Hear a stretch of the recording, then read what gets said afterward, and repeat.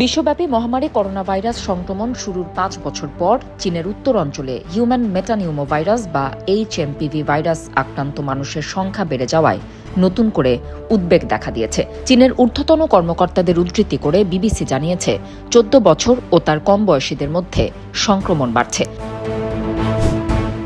ভারতেও এই ভাইরাসে আক্রান্ত রোগীর সন্ধান পাওয়া গেছে। ভারতের স্বাস্থ্য বিভাগের মহাপরিচালক ডক্টর অতুল গোয়েল জানিয়েছেন, প্রাথমিকভাবে এটিকে সাধারণ ফ্লু ভাইরাস বলেই মনে হচ্ছে। এখন থেকে শ্বাস প্রশ্বাসজনিত কোনো সমস্যা ছোট করে দেখার উপায় নেই।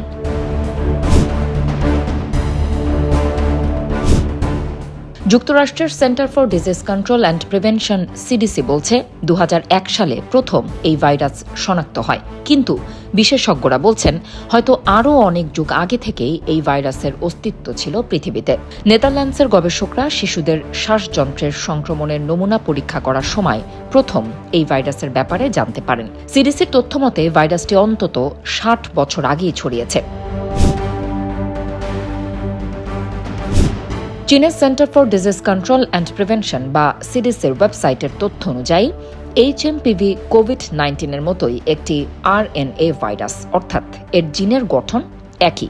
এই ভাইরাসও শ্বাসযন্ত্রে আক্রমণ করে, তবে এরা একই পরিবারের ভাইরাস নয়, অর্থাৎ কোভিডের টিকা নেওয়া থাকলে বা আগে কখনো কোভিড হলেও HMPVর সংক্রমণ হতে পারে।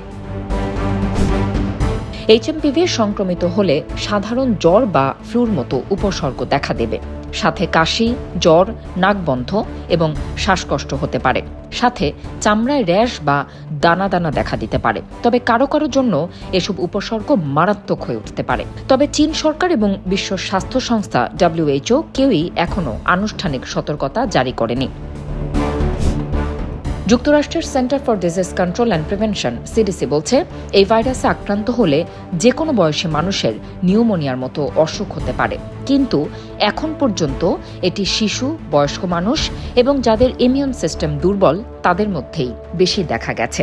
আক্রান্ত হবার পর লক্ষণ প্রকাশ পেতে ৩ থেকে ৬ দিন সময় লাগে, কিন্তু ঠিক কতদিন ভুগবেন একজন মানুষ তা নির্ভর করে সংক্রমণের তীব্রতা এবং আক্রান্ত ব্যক্তির শারীরিক সক্ষমতার ওপর। HMPV সাধারণত আক্রান্ত মানুষের হাঁচি বা কাশি থেকে ছড়ায়।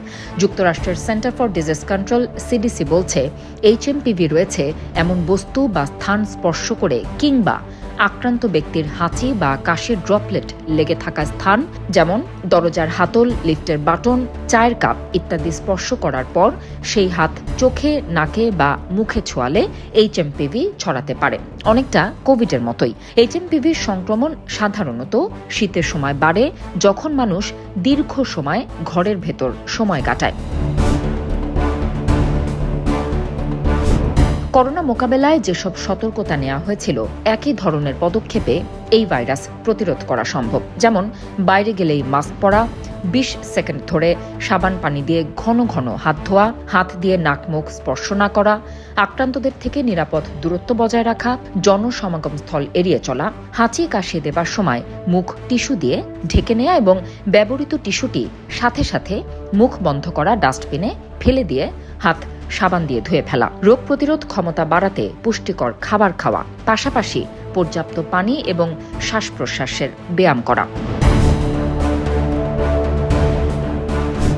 বাংলাদেশের ভাইরোলজিস্ট এবং যুক্তরাষ্ট্রের সিডিসি জানিয়েছে, HMPV নিয়ে এখনই আতঙ্কিত হবার কোনো কারণ নেই। এর বড় কারণ হচ্ছে এটি কোভিডের মতো নতুন কোনো ভাইরাস নয়।